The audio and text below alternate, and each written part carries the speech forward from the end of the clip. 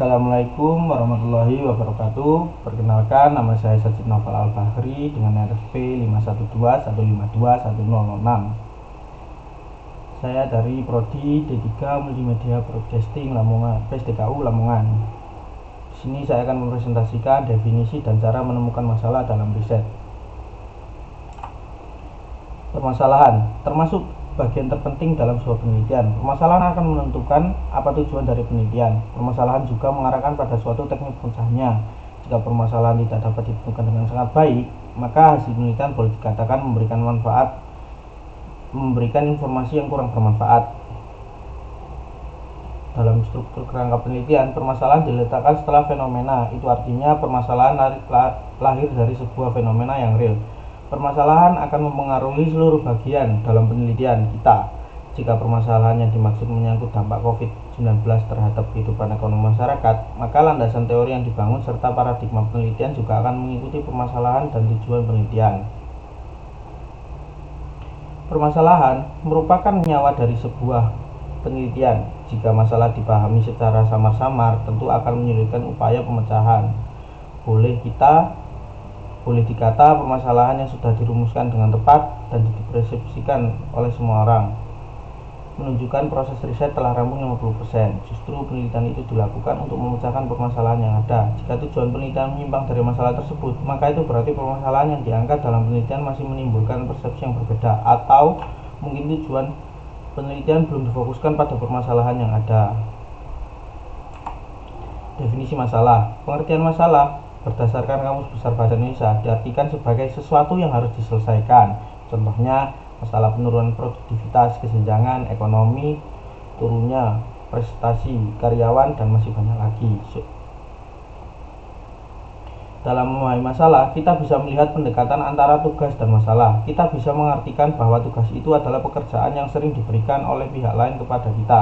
Kita terkadang merasa tugas itu membebani kita. Maka masalah itu sendiri dapat dianggap sebagai tugas, kondisi tertentu, atau penanganan pihak-pihak tertentu yang membutuhkannya.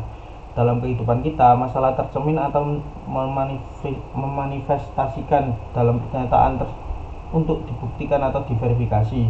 Pernyataan itu mengarah pada solusi. Sifat masalah seringkali ditunjukkan dalam karakteristik yang sulit dipecahkan, dapat menimbulkan keraguan, atau hal-hal yang sulit dikendalikan.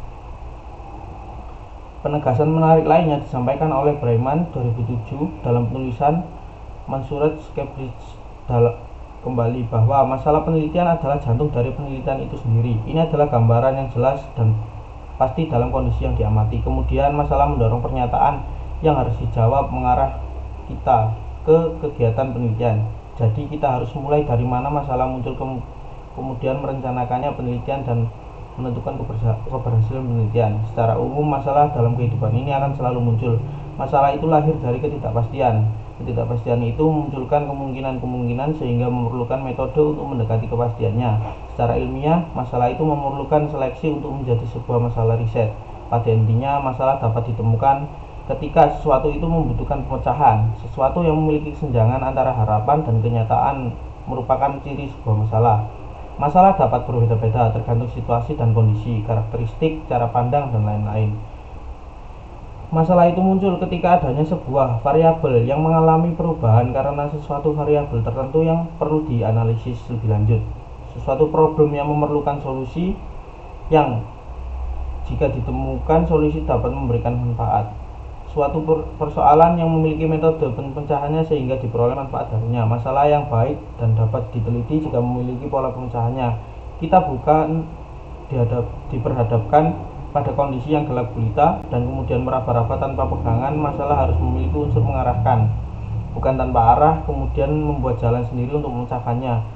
Bagi sebagian orang mungkin saja memilih sebuah masalah pada tataran baru yang meraba-raba, lalu menemukan masalah. Pada suatu kondisi mungkin kita melihat masalah, tetapi orang lain bukan menganggapnya hal itu sebagai masalah. Masalah itu bukan lahir dari sesuatu yang kita sendiri bertanya-tanya apakah ada atau tidak.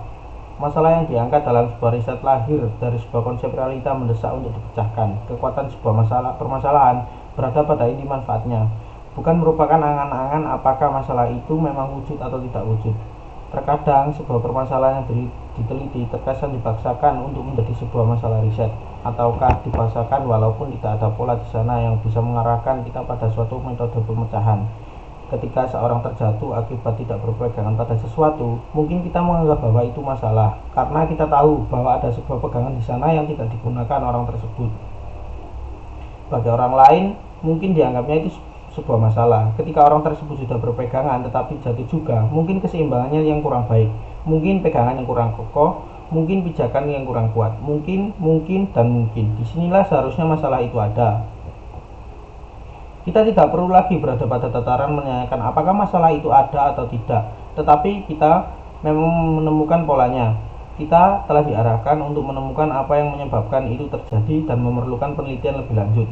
Kita bisa menemukan sumber permasalahan dari diri sendiri, diri orang lain, fenomena di masyarakat, riset terdahulu, dan lain-lain. Ada kalanya kita juga menemukannya dari imajinasi. Namun semua itu perlu ada polanya, perlu ada unsur yang mengarahkan kita pada upaya pemecahannya.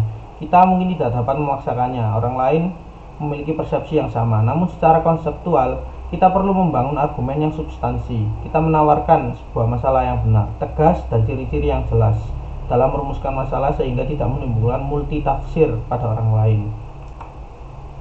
Jadi sekian dari saya, mohon maaf bila ada salah kata. Wassalamualaikum warahmatullahi wabarakatuh.